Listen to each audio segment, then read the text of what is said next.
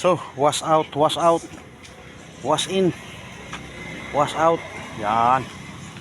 Nag-wash. Parang naglalaba. So, magandang hapon po mga beheros-beheras natin, ano. So, yan, magkukunting review lang din ako sa unit ng nating new TVS King na to, no? So, palayo ng palayo yung ating mga travels, no? Gawa nung galing sa bahay, galing sa amin ba hanggang sa yung sa Surigao City. So, kuwan yan, mayroon siyang 120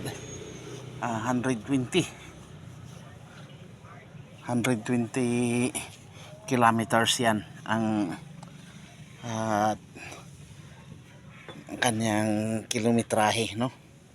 So, ito, kasalukuyan akong nagpunas-punas ng kaunti at madumi talaga. So, kailangan kong linisan para laging malinis yung ating new TVS King. So, sa mga travels nito kahapon, talagang malayo talaga ang aming narating. So, yun na yung pinaka malayong naabot ng ating new TVS King na wala mang mga anumang aberya. Yan, talagang tuloy-tuloy ang ating takbo. Walang anumang kuwan, kundi ang umihi. Kung maglalagay silang hinto muna tayo. Yun lang ang natin. Pero ang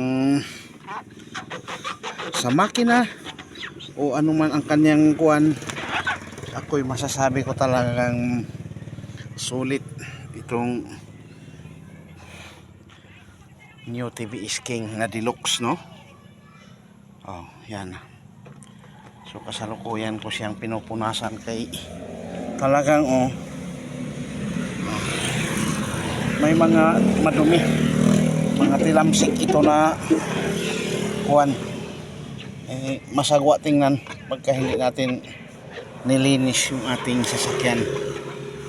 So far so good ang kanyang serbisyo sa atin, ha. Talagang napapawaw ako sa lakas, sa tatag.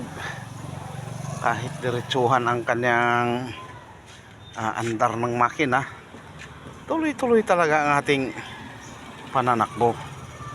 Hindi yung kuwan.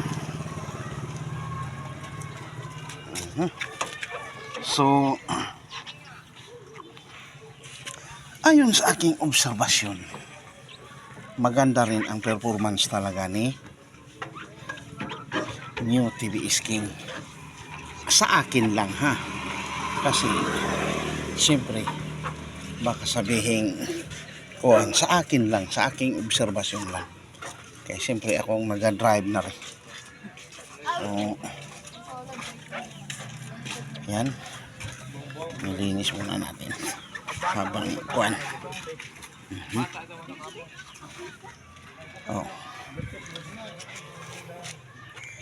Tingnan mo ang gulong, so napakadumi, pero ganoon talaga ang kuwan. Kaya siyempre iba ang putik na madadaanan mo roon, lalo na sa kabundukan ng 90. So okay talaga ang kanyang kuwan, serbisyo. Sa engine natin wala tayong problema na kung ano man. Okay, simula ng mapa sa atin itong na to, unit. So palayo ang kanyang nararating.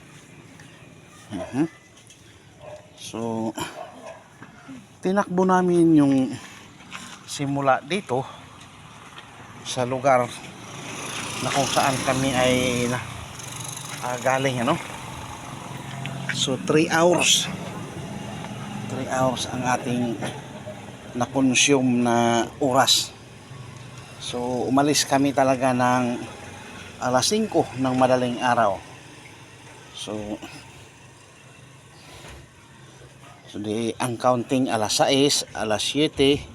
So eksaktong alas 8 ay nandoon na kami sa ano. Nandoon na kami sa McDo. Okay, McDonald Surigao del Norte, no? Surigao City. So first time niyang makarating talaga. So lahat ng maabot na lugar nito, so first time talaga dahil ganun talaga dahil bago eh. Kaya lahat ng marating niya first time ng ating new TVS King. So yan, para sa akin talaga ay sulit si new TVS King. Walang duda. Talagang mapatag, maahon. O talagang ano siya. Maaasahan mo. Ihahatid ka kung saan ka mang lupalop, no? Basta ang ano lang talaga nito ay huwag talagang biglain ang pagliko. Kaya pag binigla mo siya, mabibigla ka rin, no? Iliko mo talaga siya na kuwan, may kasamang pagmamahal, no? Kaya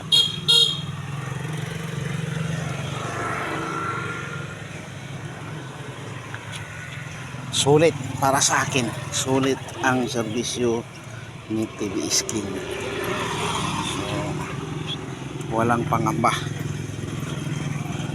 sadya talagang napakaganda, mahusay performance. So lalo't bago, talagang napakagaling ni TVS King. Lalo na siguro yung mga latest na modelo nito, yung Duramax, talagang ano, mabilis tumakbo yun.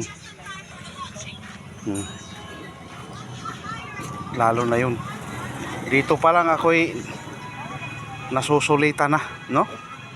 So thank you habang nagaantay kami sa aming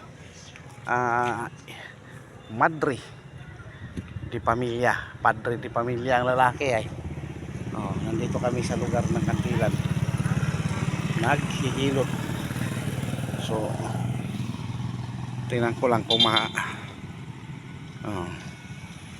ayun, yung may grills na yan, nandyan naghilot yung aking may bahay, yung may kutsi na ano, may sasaka 4 wheels, dyan naghihilot. Okay, so thank you ng maraming salamat sa lahat ng mag-like, mag-share, mag-subscribe ng ating program Alfred Uhaw TV Vlogs. Bye bye, God bless, and to God be the glory.